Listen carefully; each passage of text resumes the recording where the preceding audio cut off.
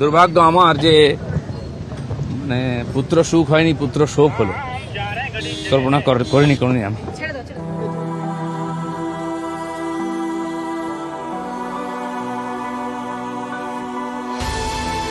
সকালে রান্না করছিল, একটা ফোন এলো, তারপরে দৌড়ে চলে গেছে এই অবস্থায়। আর এখন এখানে এসে পৌঁছেছি আমরা। তো আমিও কিছু বুঝে উঠতে পারছি না কি হয়েছে, কেন হয়েছে, পুরোটা একটা মিস্ট্রি হয়ে গেছে। তো যাই হোক, পোস্টমর্টম হবে, রিপোর্ট আসবে, বলারও কিছু নেই আর। আর বিশেষ করে ওর মা, যার সবকিছু ছিল, ছেলে, সে চলে গেল। এত কষ্ট করে তাকে মানুষ করেছে, সর্বগুণ সম্পন্ন ছেলে, পড়াশোনায় ভালো, দেখতে শুনতে, কথাবার্তা, বা কখনো আমিও সন্দেহ করিনি এরকম হতে পারে। তো যাই হোক, মানে এর তো কোনো ক্ষতিপূরণও হয় না, এর কোনো বর্ণনাও হয় না।